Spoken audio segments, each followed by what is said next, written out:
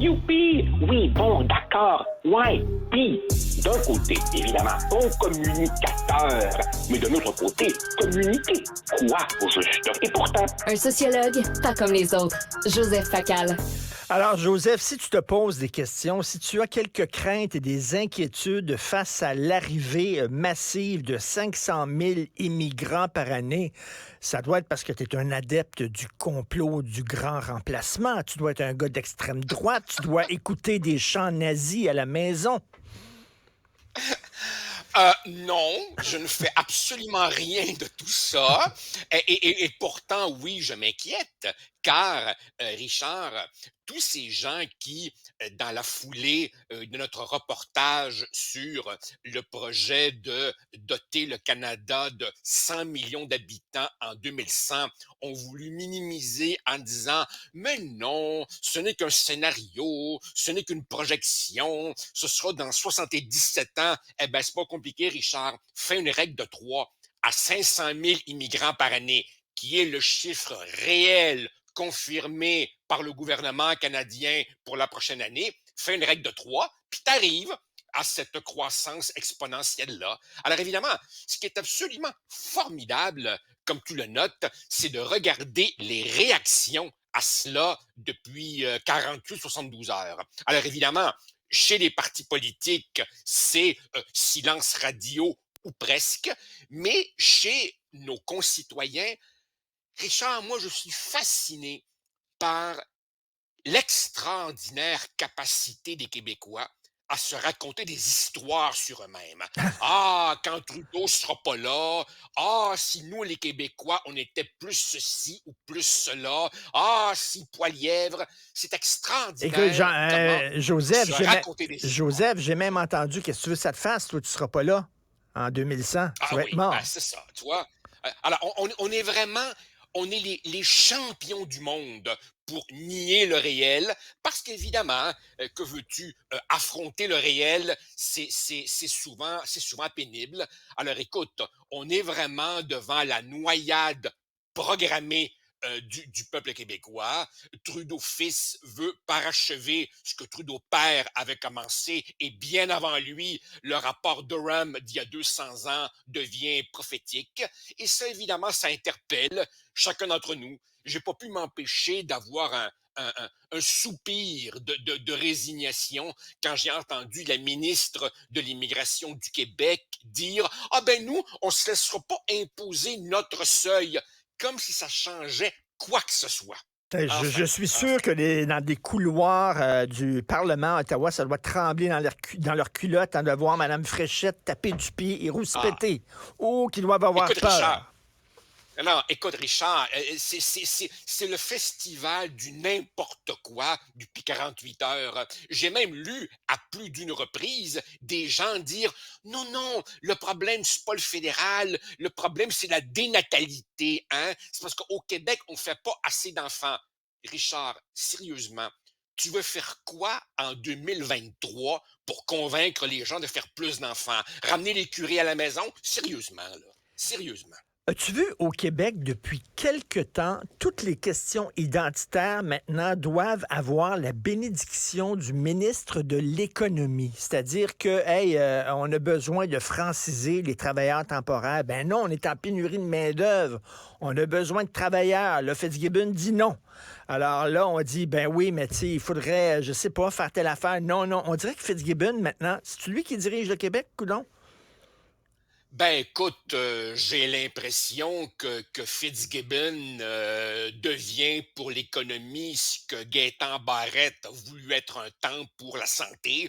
Le tsar, l'empereur, appelle ça comme tu veux. Et en plus, évidemment, tout ça repose sur du vent, Richard.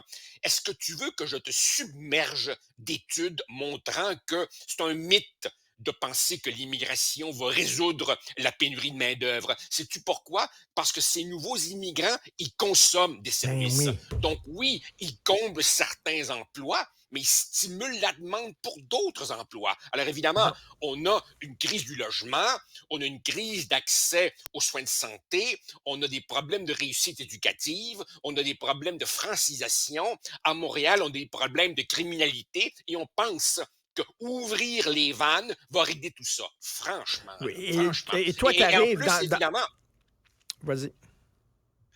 en plus, évidemment, il y a des connards qui s'accrochent encore à cette idée qu'il y aurait un lien quelconque entre la taille d'un pays et sa prospérité, alors qu'en fait, si tu regardes les classements des pays les plus prospères au monde, ce sont généralement des petits pays qui ont accès à des grands marchés voisins, mais des petits pays qui, ben oui, contrôlent leurs frontières et contrôlent leurs flux migratoires. Mais au Québec, on est les champions mondiaux pour refuser de regarder la réalité. Parce que regarder la réalité, ça suppose assumer ses responsabilités et qu'on a de la misère au Québec à assumer nos responsabilités. Et Enfin, voilà, mon édito de mauvaise humeur. Denise Bombardier me disait hier que les Québécois, tu sais, se sentaient toujours jugés par le regard de Dieu. Et maintenant, on se sent jugé par le regard des fédéralistes qui vont nous dire, ben là, attention, t'es raciste, attention, t'es intolérant. Et aujourd'hui, dans ta chronique très intéressante, tu prends l'exemple des Danois au Danemark en disant, ben eux autres, on dit, regarde, on va prendre les mesures qui s'imposent pour faire face à la crise migratoire qui frappe tous les Ah pays en oui. Europe, là. En fait, en Europe, on s'aperçoit que tu as une partie de la gauche qui vit encore au pays des licornes, mais tu as une autre partie de la gauche qui commence à se réconcilier avec le bon sens. Et c'est justement dans les pays où la question migratoire établit une sorte de consensus un petit peu transversal de la gauche à la droite qu'on réussit avec des difficultés à gérer ces problèmes. Autrement dit, c'est pas une affaire de méchante droite que de dire tout simplement un pays a une capacité d'accueil limitée. On peut-tu respecter cette capacité d'accueil? Mais évidemment, ici, au Canada, c'est la sainte alliance entre le fédéralisme, le wokisme qui voit du Mais racisme partout et bien entendu le gigantesque éléphant dans la pièce qui est que pour les fédéralistes québécois, l'immigration, c'est un réservoir de vote. Tu sais, que Et, serait le Parti libéral du Québec ben oui, sans le vote des gens nés à l'extérieur? ben oui. Écoute, tu dis au Danemark, donc, on a eu une politique, on a adopté une politique assez rigoureuse sur l'immigration. Ça a été adopté par un gouvernement de droite, mais quand le gouvernement de droite a été défait et qui a été remplacé par des gouvernements de gauche, ils ont maintenu cette politique-là parce que Ben ça oui, faisait et consensus dans le pays. absolument. Et la petite note dont je parle, que j'ai lue, qui est passionnante, explique que la méchante extrême droite, elle s'est effondrée au Danemark. Pourquoi? Parce qu'elle ne peut pas surfer sur l'immigration. Pourquoi? Parce que le contrôle des frontières fait largement consensus dans la classe politique.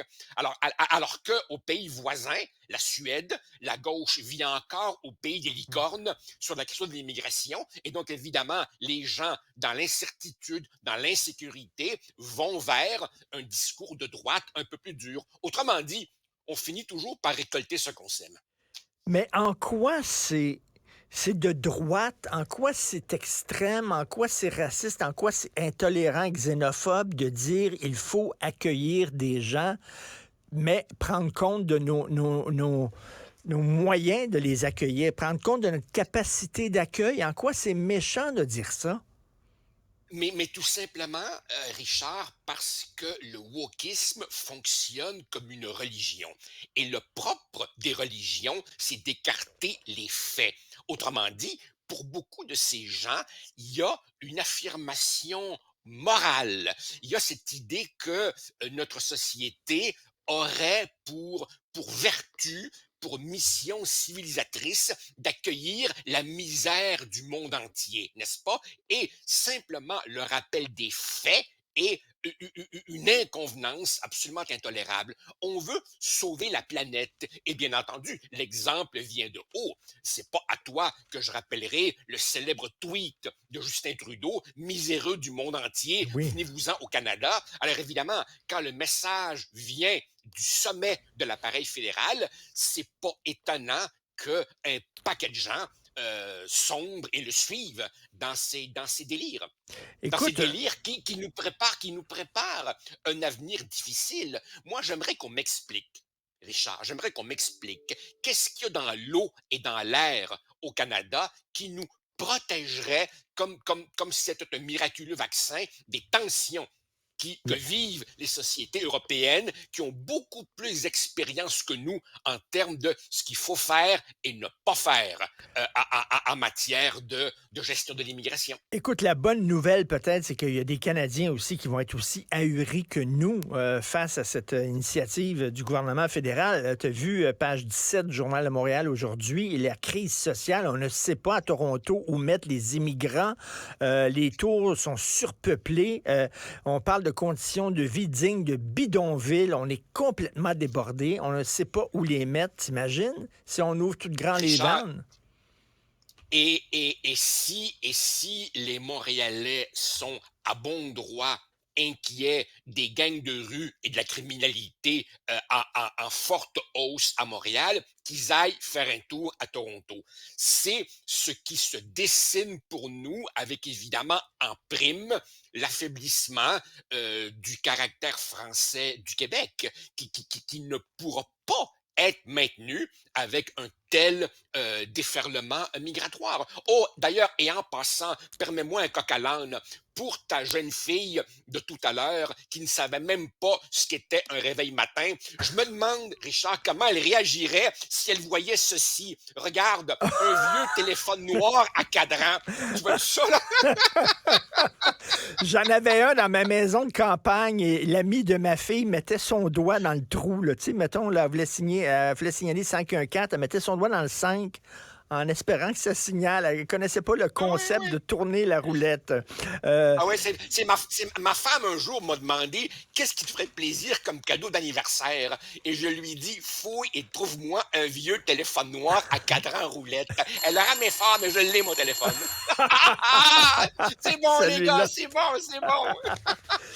Écoute, je reviens rapidement parce que tu parlais, là, tu vas te faire taper sur les doigts, mon cher Joseph, parce qu'il y a des gens qui disent, il y a des gens qui vont dire, il vient de parler de gang de rue. Est-ce qu'il est en train de faire un lien entre l'immigration et la criminalité et tout ça? Et tu sais que ça, c'est radioactif parce que on nous dit tout le temps, on nous apporte tout le temps l'exemple de Dany Laferrière qui vient d'Haïti, qui s'est intégré, c'est une fierté du Québec, puis Kim Tsui, puis tout ça, puis oui, il y a ça.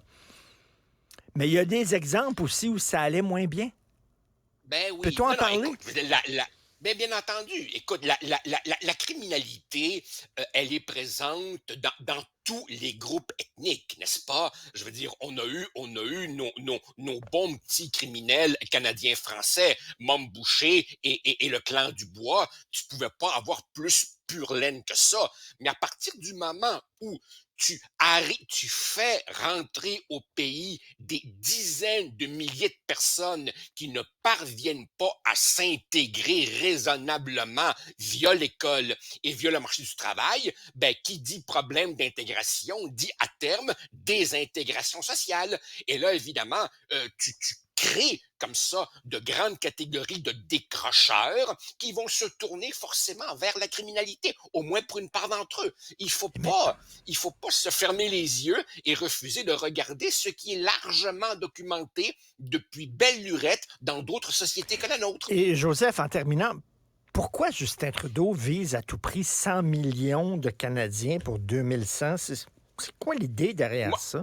Moi, à mon humble avis, il y a deux raisons. La première, c'est qu'il veut évidemment en finir avec le turbulent Québec. Oui. Et la meilleure manière de faire ça, c'est tout simplement de acadianiser le Québec. Je m'excuse pour nos frères acadiens, mais de transformer la différence québécoise en une sorte de folklore résiduel. Et l'autre, je crois, objectif, c'est un pur fantasme qui est de de faire en sorte de faire accéder le Canada au rang des puissances, ce qui est évidemment risible, parce que même à 100 millions, bon, ce serait assurément la fin de l'aventure française en Amérique en tant que réalité viable, mais même à 100 millions en 2100, le Canada serait encore loin, loin, loin des poids lourds démographiques du monde. Je pense que c'est un pur fantasme idéologique. Ta première théorie, j'ai écrit là-dessus, moi, en disant le fils parachève l'œuvre commencée par son père. C'est-à-dire son père, avec la Charte des droits, a dit au Québec, maintenant, il n'y a plus de nation, il n'y a plus de peuple. Vous n'êtes qu'une série d'individus lâchement reliés par une charte de droits, et c'est tout. Et l'autre parachève en disant, on va ouvrir les vannes de l'immigration. Est-ce que c'est du complot, ça? Est-ce que c'est du complotisme de dire ça? Est-ce que je vois des choses qui n'existent pas? Richard, il y a une différence à faire entre complot et complotiste. Le complotiste, c'est quelqu'un qui explique tout par les complots, qui voit partout des conspirations. Autrement dit, c'est quelqu'un qui refuse le hasard. Si quelque chose survient, c'est parce qu'il y a quelqu'un quelque part qui tire les ficelles en tout temps. Mais cela dit, des vrais complots, ça existe. Autrement dit, des gens qui, de manière plus ou moins déguisée, ont des intentions négatives, funestes, belliqueuses, appelle ça comme tu voudras, ben ça existe. Et c'est pas du complotisme, n'est-ce pas, que de dire qu'il y a à Ottawa, dans la mouvance du Parti libéral du Canada, des gens qui, depuis des décennies, mènent un combat acharné contre le caractère français du Québec. J'entends... Ça, c'est la pure réalité. J'entends Yves Boisvert et Alexandre Boulris crier dans leur bureau. Merci. Mais ils crieront, je m'en fous totalement. Merci, Joseph Facal. Et ta chronique qu'il faut absolument lire. Les Danois sont-ils tous des racistes ou des peureux? À lire absolument. Bonne journée. On se parle de cinéma vendredi. Merci. Avec plaisir. Salut, bye. Restez connectés.